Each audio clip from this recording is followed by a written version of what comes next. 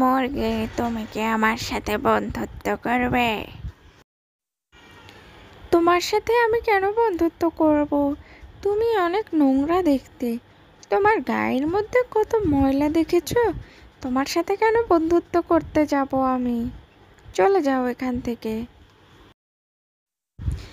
শেয়াল, ও শেয়াল, তুমি কি আমার সাথে বন্ধুত্ব করবে? তোমার সাথে বন্ধুত্ব? ঠিক আছে, বন্ধুত্ব করলাম তোমার সাথে। এরপর কাক ও শিয়ালের খুব ভালো একটা বন্ধুত্ব হয়ে গেল।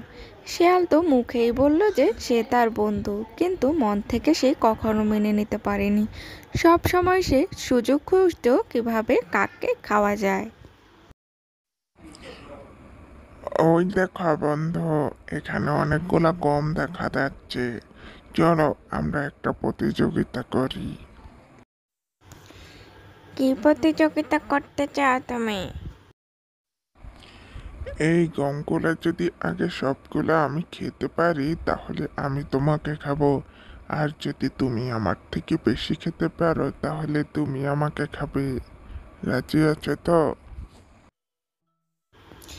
ঠিক আছে, চলো তাহলে। এরপর দুজন গমগুলা খেতে লাগলো। শিয়াল তাড়াতাড়ি করে সবগুলা খেয়ে নিল। কাক সবেমাত্র কয়েকটা খেয়েছে।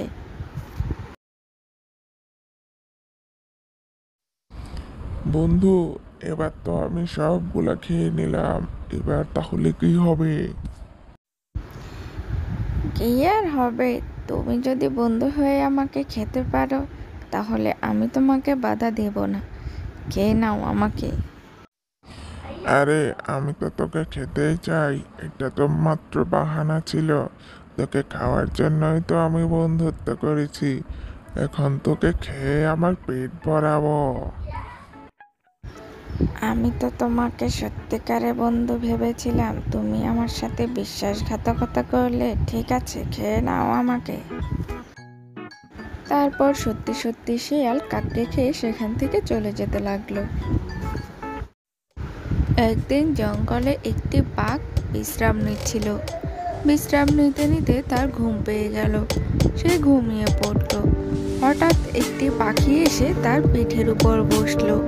তারপর বাঘটি রেগে পাখিটিকে মেরে ফেলতে চাইলো, কিন্তু পাখিটি বলল, এত বড় সাহস তোর, তুই আমার পিঠের উপরে এসে বসিস? সাহস তো কম নয়, ছোট একটা পাখি তুই। আমি বুঝতে পারিনি, আমাকে ক্ষমা করুন। আমি ভুল করেই আপনার পিঠের উপর উঠে বসেছি। আসলে আমি জানতাম না যে আপনি। আমি তাকাইনি নিচের দিকে, তাই হয়তো ভুল হয়ে গিয়েছে। আমাকে ছেড়ে দিন, ক্ষমা করুন। তুই আমার ঘুম ভাঙিয়েছিস, তোকে আমি করব ক্ষমা? তোর কোনো ক্ষমা নেই। আমাকে ছেড়ে দিন, হয়তো আমিও আপনার বিপদের দিনের সঙ্গী হতে পারি। হয়তো আপনি বিপদে পড়লে আমি আপনাকে বাঁচাতে পারি। এই ভেবে আমাকে ছেড়ে দিন। তোর মতো এত ছোট পাখি করবে আমার উপকার?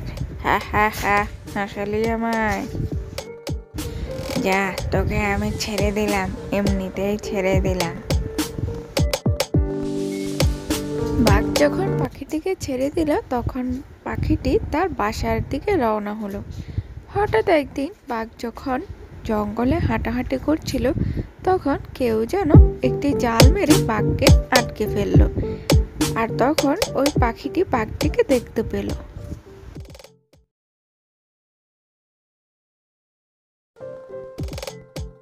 বাঘটি যখন বন্দি হয়ে গেল তখন সে অনেক বিপদে পড়ে গেল। তখন সে তার কোনো আশাই ছিল না।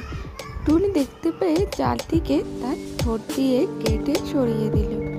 তখন হঠাৎ করে বাঘটি দেখে ভীষণ খুশি হয়ে গেল। সে ভাবলো ছোট যে কোনো জিনিসকে তুচ্ছ করতে নেই। আমি দুঃখিত, তোমাকে আমি ছোট ভেবে অনেক অপমান করেছি। এখন দেখছি তুমি আমার জান বাঁচালে, তোমাকে ধন্যবাদ। না রাজামশাই, ওই দিন আপনি আমার জান ভিক্ষে দিয়েছেন দয়া করে, তাই আমি আজকে আপনার উপকার ফিরিয়ে দিলাম। এটাই